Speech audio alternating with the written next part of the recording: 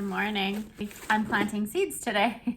So just in the nick of time, I got my Johnny's seeds order, and I am in Canada, but Johnny's has a really great selection of seeds for cut flowers that I can't get here in Canada. And there's probably a good reason. It's probably because our climate where I'm at probably is a little bit more challenging to grow some of these seed varieties, but I'm stubborn and I'm adventurous and I'm gonna do it. So I'm gonna do my best. I'm not saying I'm going to grow these hard to grow seeds, but I'm gonna try. And today I decided that if I want to have blooms for when I want to have a specific bloom to sell to florists in my 2022 grow season, I need to start some seeds today, December 1st. Now, I do have an advantage. I have a greenhouse, I have a heated greenhouse, and I also have a cold frame that has raised beds in it, which my plan for 2022 is to plant ranunculus and also the other cool flower, which is lisianthus. I'm planning to plant lisianthus and ranunculus in my cold frame to try to force some blooms a little sooner.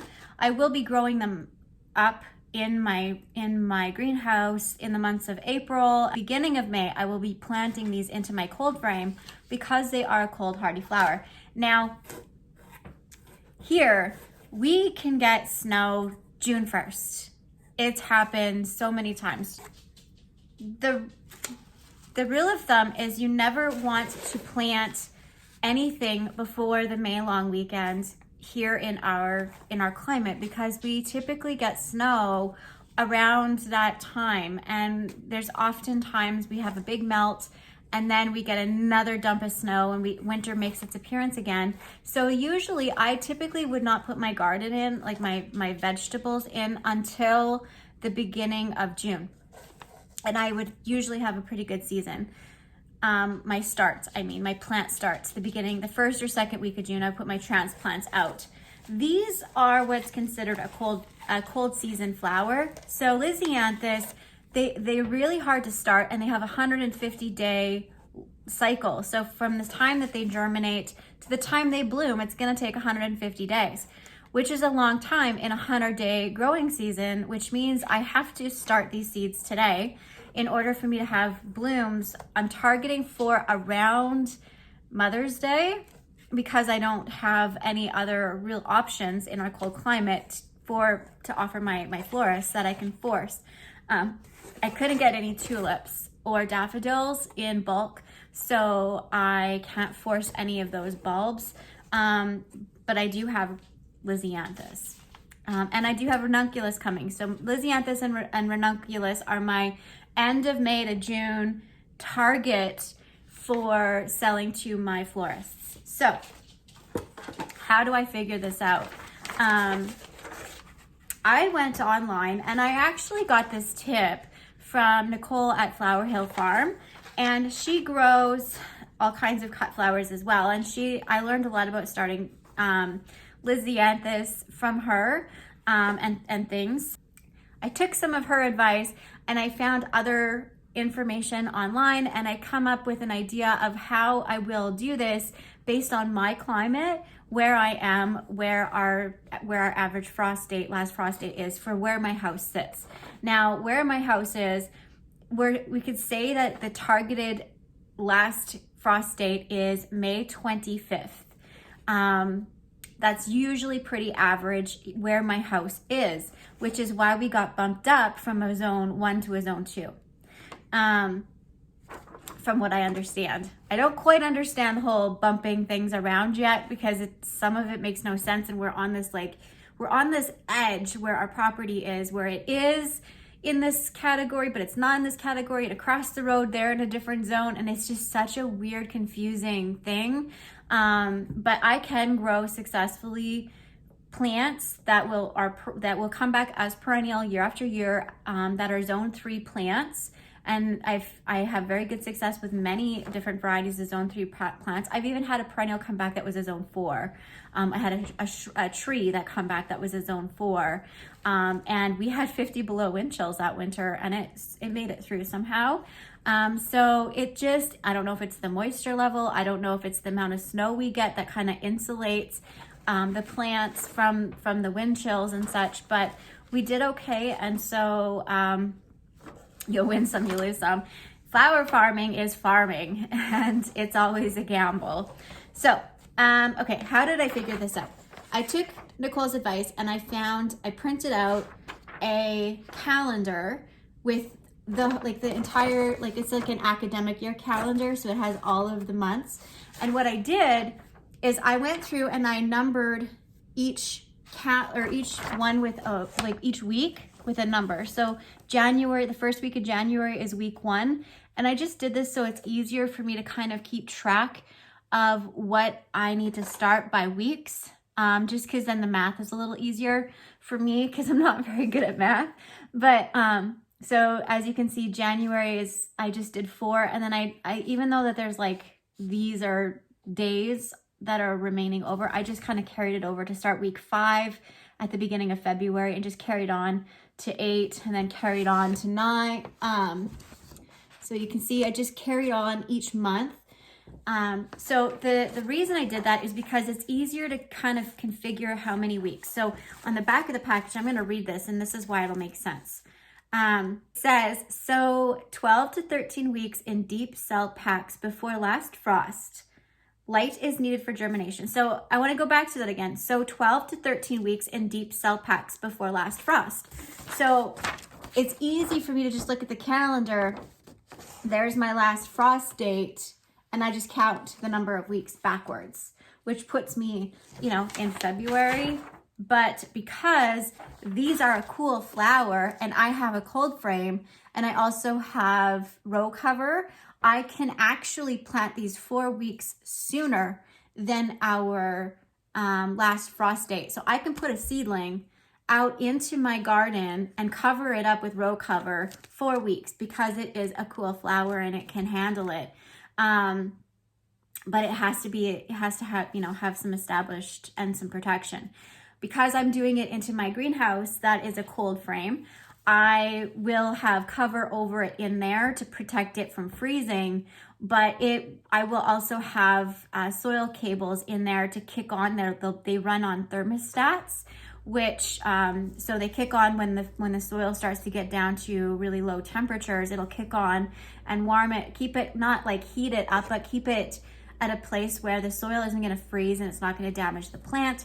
And then I have protection over top of the seeds. So I can plant this a whole month earlier than our last frost date and not even have to worry about it, even though I probably won't get my target of having blooms around my targeted date of Mother's Day. It will be the beginning. I'm hoping to have in the beginning of June or mid-June, I will have blooms where I would have to wait into July or August if I was to do it based on our last frost date. Probably more so August and into the fall. So this is why I'm trying to get a leg up and a whole month ahead of this. Because we usually don't, we have pretty mild, in the winter, February, we have really awful weather. But other than that, moving into the spring, we get pretty mild days and lots of heat in the sun in March. The sun has a lot of power to it here, and our days get long, really rapid. So I think that it'll do good because these will not thrive in hot climates or they do thrive in hot climates, but they won't thrive in hot temperatures. They do the best when they're cold. So that's how I figure it out. So what I did 13 weeks before last frost, I figured that out. And then I said, well, I'm going to go to my cool weather calendar or my cool flower calendar and know that I can plant this in 4 weeks in my cold frame prior is kind of a rule of thumb. And that puts me into 13th to the 19th. So that's where, like from our last frost date, the week of the 13th to the 19th of February is where ideally I would start these if I was planting them based on our weather, based on what our climate does here in our zone. And like based on what our frost date is, where my house is located, where I'm putting my plants. It'll change, like down the road, it might be different, because we're in this really weird zone. But just knowing your average last frost date is very helpful to figure this out if you're starting these kind of seeds. So if I was to go by the recommended package, I would need to start my seeds around the 20th through the 26th of February would be the ideal time if I was planting outside into my garden. If I was planting these seedlings out into my garden. Because they take 150 days, that'll put me way too late in the season. So I want to kind of cheat it a little bit and force them, in a sense, to start blooming sooner. So the way I'm going to do that is I'm going to start these in December. So that gives me 4 weeks head start. Because in 8 weeks, these will maybe have 2 leaves on them. They'll maybe be out of the ground like that much. They're just teensy tiny little things and they take forever to start. And so that will put me, so I will have these in my greenhouse, because my greenhouse is running in April. Because I have my plant starts coming, my commercial plant starts from my wholesaler will be coming in the beginning week of April. And so my greenhouse is going to be full function at that point. I'm going to be running, it's going to be heated. I have vegetables being sown in the ground in that greenhouse. Plant starts, all the things will be going in April. So I can put these in the ground, the first round in the ground in my greenhouse before they have their 4th leaf on them and not have to worry about them. The second round, I will put it in my cold frame when I do my my other succession planting, because I'm going to try to do every week or every 2 weeks of succession planting of lisianthus, so that I have fresh blooms throughout the entire season and not have any peter out. Or if I have crop failure, I have a backup plan. So that's the way I'm going to run it. Is just kind of play it safe by planting every 2 weeks in December and maybe every 2 weeks in January, and then keep planting them out so that I have variety of blooms and a little bit of crop insurance on what I have going in so early in the season. So the first round goes into my heated greenhouse in the ground. I'm going to start it in the house. I would say probably around March, the end of March or April, these will be going into the heated greenhouse in the ground. And then the next succession will go into the cold frame with my ranunculus. And then the next succession will go either into the cold frame again once I have the ranunculus. Well, no, the ranunculus will probably bloom quite a ways into it, so I have to reevaluate that. But once I establish some workable space in my garden space, I have also some raised beds that I'll be able to access.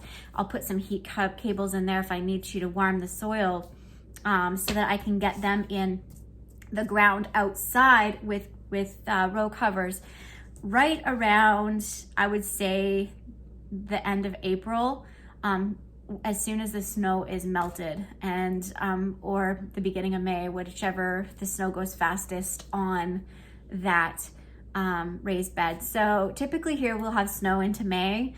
These can go outside when they're little seedlings. They can go outside when there's snow on the ground, as long as they're protected. So that's, and you can dig into the ground so, you know, to my advantage, again, I have heated ground cables and row cover to cover them, and they're in raised boxes outside, which the boxes themselves are black, which they absorb a lot of heat. So, you know, it might actually get too warm for them in there. So we'll see. One of the things about lisianthus is when like because they're so slow and they take such moisture, sometimes they're prone to damping off, or they're prone to different funguses. So what I've learned is that once they start to come up, if you water them with a solution of 1 tablespoon of peroxide with 1 quart of water, and just kind of water that, it helps to kill off any of those pathogens that could take out those little baby seedlings.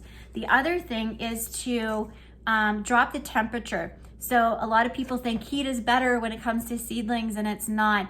My strategy is exactly what it says. What it recommends is to keep it 21 to 24 degrees Celsius when it's germinating, and once it's popped, like once we have seeds, emerging little green life forms, I will then turn down the heat to right around 16 degrees. So in Fahrenheit, I guess most of you are in the States. So what is it?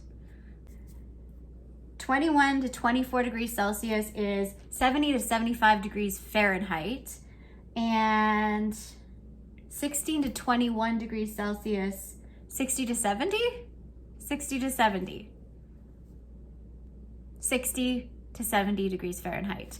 So they do drop significantly. So 16 degrees, that's pretty manageable in my laundry room.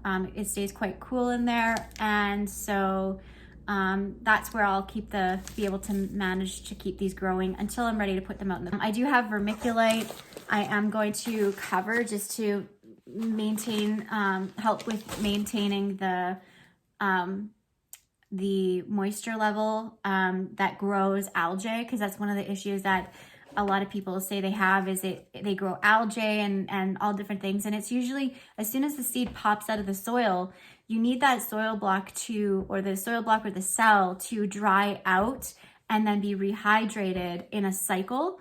You're wanting to grow strong roots, and those roots, if you're just constantly keeping it wet, it just sits there and it's like a floating little, lump of green. It's not doing anything. It's not growing. It's just submerged and smothered. So once it's growing, like popped out of the soil and it's germinated, you want to make sure you drop that temperature and allow those cell blocks to go through this procedure of taking up moisture and then dropping roots down lower and lower, and growing some really strong healthy roots.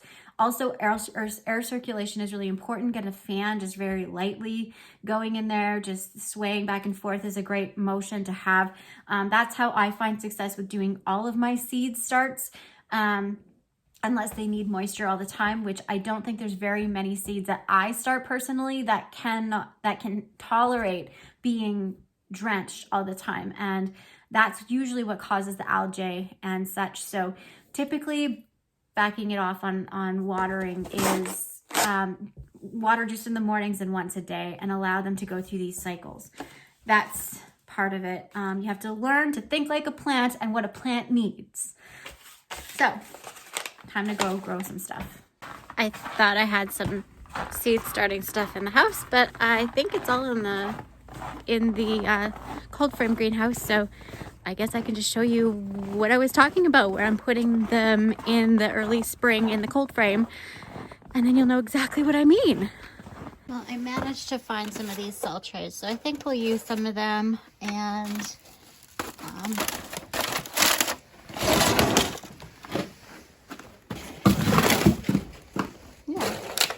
found a couple of these that I used last year. They're still dirty. I'm going to take them inside and make sure none of them are wrecked. Take them inside and wash them, and I'm going to disinfect them with thyme essential oil.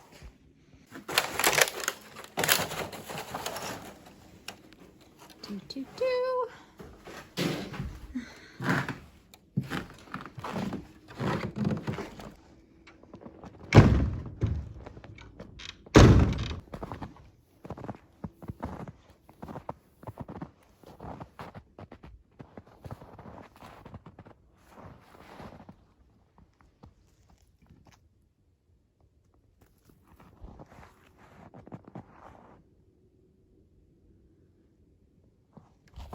My preferred potting mix is frozen, rock solid, and I don't think it'll thaw out because they're like big bales. So I just had this sitting here in the house, and I thought that I would use it. It's peat moss, perlite, and vermiculite.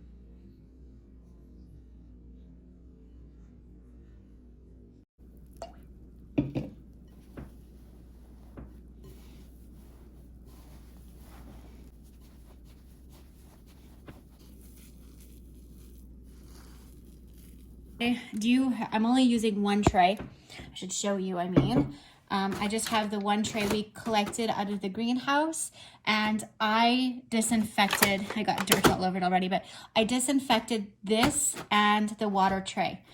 Now, the reason you disinfect it with seedlings is because that's one of the things can take out your seedlings so quickly.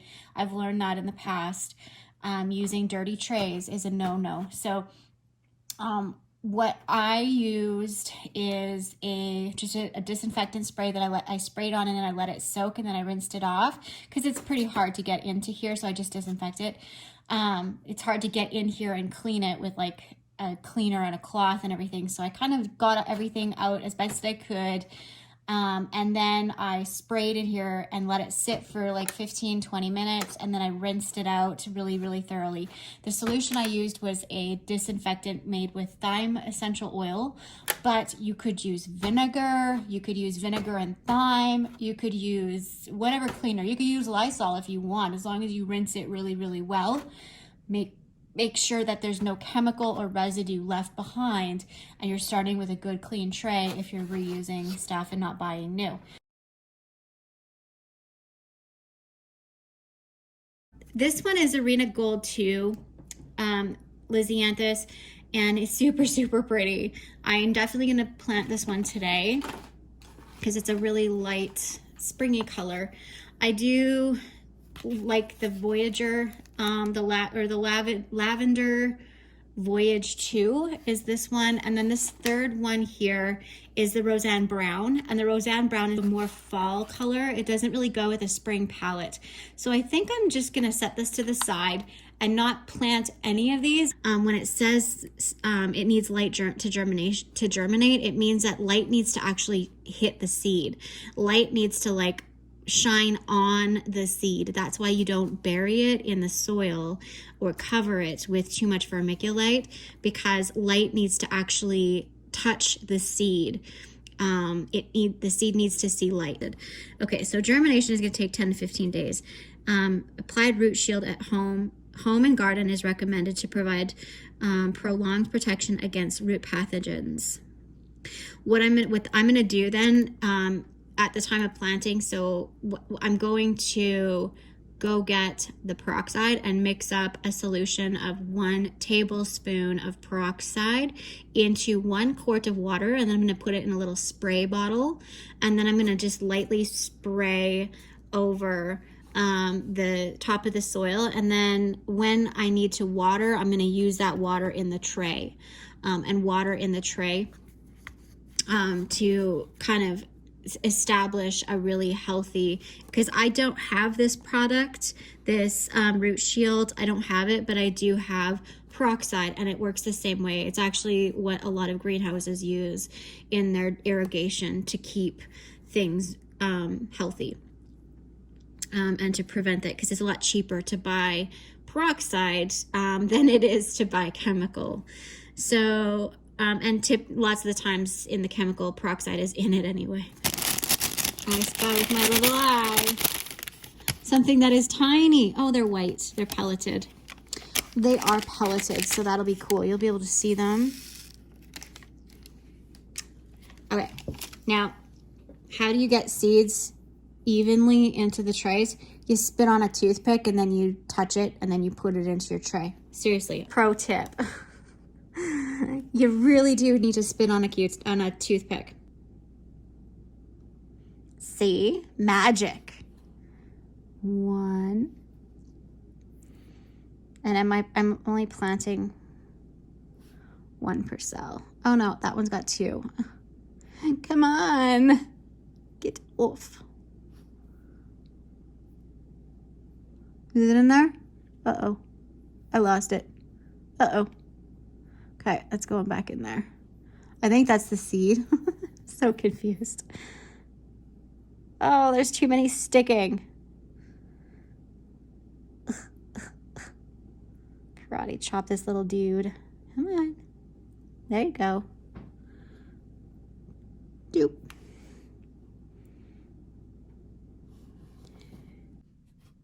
All right, now these ones are the lavender, so I'm just gonna do the exact same thing.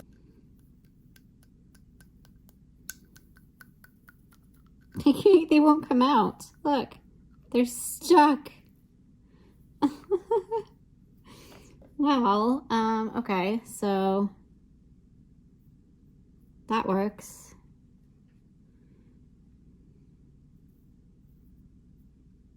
No, come back here. What is happening? Come on. Stop drumming. It's magic, I swear to you. Electricity is awful today. Come on. Well, balls. Jeez. Louise. Got one. This is going to be a painful process. There we go.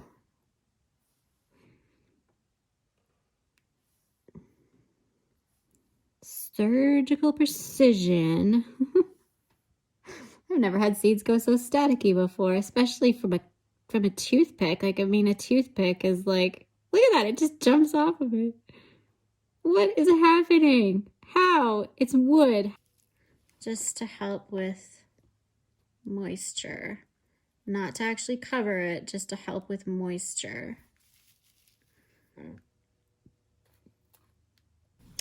So that's it.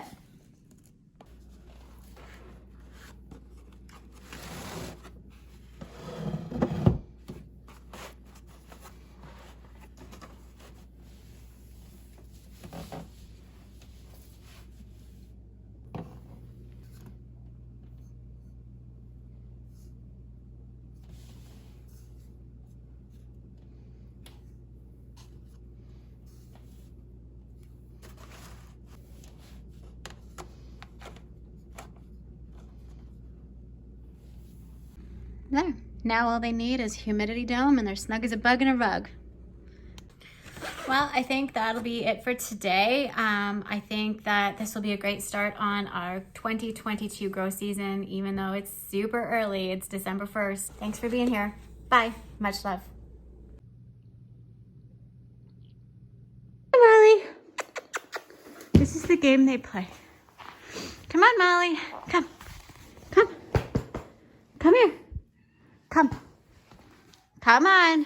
Treats? I got cheese. Molly, I got cheese. Come. Come on. Come on. She tries to get down and Elvie attacks her. It's the game they play. Come on. Come on. Come on. Oh, good girl. Come on. Come here. Good girl. You did it. I don't have any cheese. I lied to you. Good girl. Okay, get it. Get him. There's no food in there, Molly. Sorry, honey.